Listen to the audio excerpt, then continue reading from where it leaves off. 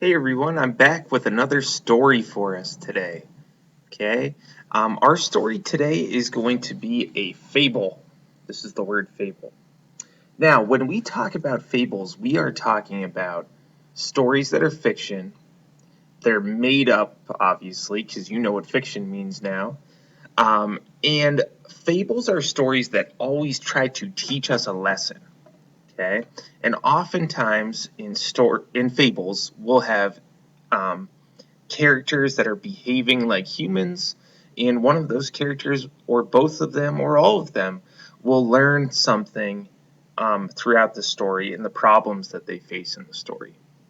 So I'm really excited about this fable. This is one of my favorite fables and stories that we read all year in kindergarten. So I'm super excited to share it with you.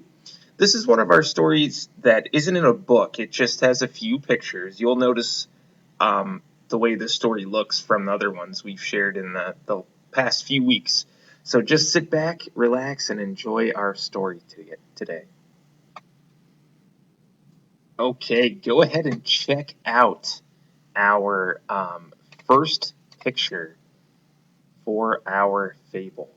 Okay, our fable is called The Lion and the Mouse. And in our first picture, you see our two characters, a big lion and a tiny mouse. So during this story, we're going to read to find out what lesson this guy right here learns throughout the fable. So our friend the lion is going to learn something that he can use for the rest of his life throughout his time with our tiny mouse. Let's read the first part and see what happens. Also, when we listen to this story, I want you to listen for your vocabulary words. Okay, we've um, been learning all different kinds of new words that we can use in our lives and understand. So listen for them in our story. One afternoon, a lion was napping in the jungle. Nearby, a tiny mouse was searching the ground for food. The lion opened one eye and watched the mouse. "Well, hello, little mouse," said the lion. "You will make a tasty afternoon snack." The mouse froze in fear. She was too close to the lion's great claws to escape. "Pardon me, great King Lion," said the mouse. "I am sorry to wake you. I promise that if you do not eat me, I will help you some day." The lion roared with laughter. "How will you ever be able to help me? You are small and weak, and I am the king of the jungle." "I will show you," said the brave mouse. "If you let me go, you will see that a tiny friend can be the best friend of all."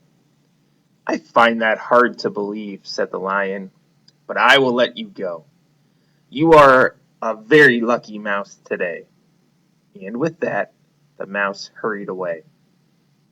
Let's go back to our picture and talk about this part. So, our guy right here, Mr. Lion, um, comes across this mouse. And at first, the lion is about to eat the mouse. But the mouse says, "Wait! I will be able to help you one day if you let me go." Now, does the lion really believe the mouse at first? No, he doesn't believe him at all. He laughs at him. But either way, he says, "I guess I'll let you go." But the mouse promises to help him in some way. Let's look at the illustration for the next part. Whoa. Wow, what's going on here? It looks like the lion is trapped. And look who's in the background. Let's read to find out what happens.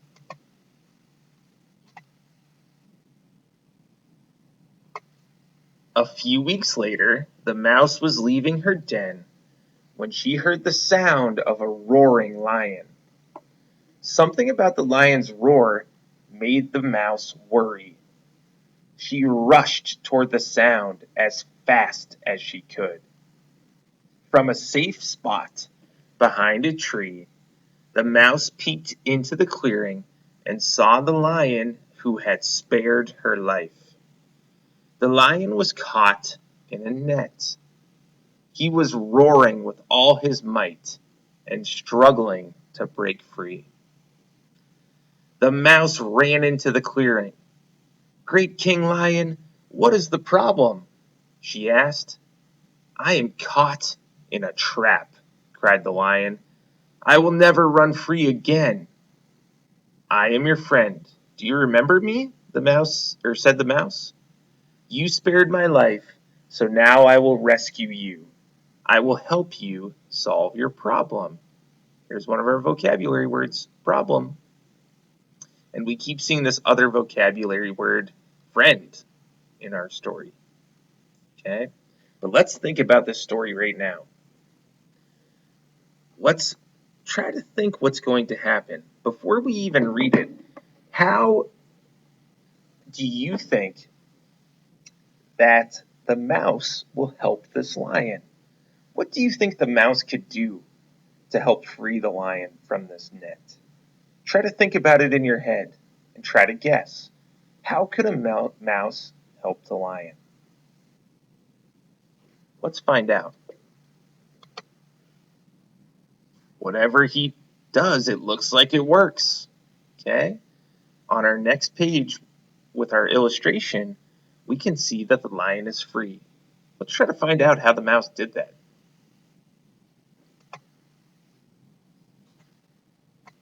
"I told you before," said the lion to the mouse. "I don't believe that a tiny creature like you could ever help me." "Just trust me and try to sit still," said the mouse. "I have a plan." The lion lay down on the ground with his big head between his paws. "I'll try anything," he said. Right away, the mouse hopped onto the net, grasped a piece of rope in her front paws, and chewed it in half. Then she chewed through another piece of rope, and another, and another. Finally, she had made a hole big enough for the lion to escape. "I'm free!" yelled the lion. He leaped into the air and reached out to the mouse for a hug. "You really are a good friend," the lion said. "You were right. We may be very different, but we can still depend on each other." Wow. Before we talk about this part, notice your vocabulary words. Grasped and escape. Both of those were in this part of the story. Now, the lion was wrong about the mouse. At the beginning of the story, the lion thought that a tiny little mouse could never help him. Think about how much that has changed. So much has changed in this story. And now the lion knows it doesn't matter how small the mouse is or how different they are, they can still help one another. Our story has one more part. Let's see what happens next.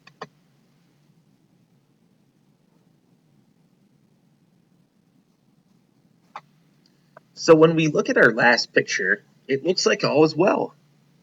It looks like the lion and the mouse have become great friends. Let's find out. The happy lion walked out of the jungle with his new friend.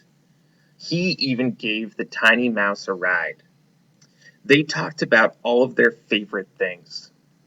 As they talked, they realized that they were similar in many ways. "Let's spend some more time together," said the lion. "Look, the sun is about to set. There is a hill just across the river with a pretty view of the setting sun."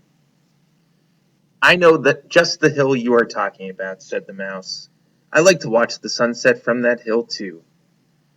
So the lion and the mouse set off together to climb the hill. Each day after that, they met at the top of their favorite hill to watch the sunset together. Before long, they could not imagine a time when they had not been friends. So I want you to think about this story. Okay, think about all the things we talked about as we read it. And I want you to think about the lesson that we learned from this story. So we talked about how every fable teaches you a lesson and teaches the character the lesson. So I want you to think, what did Lion learn in this story? What did he learn about his friend Mouse? And how did he change after learning that lesson?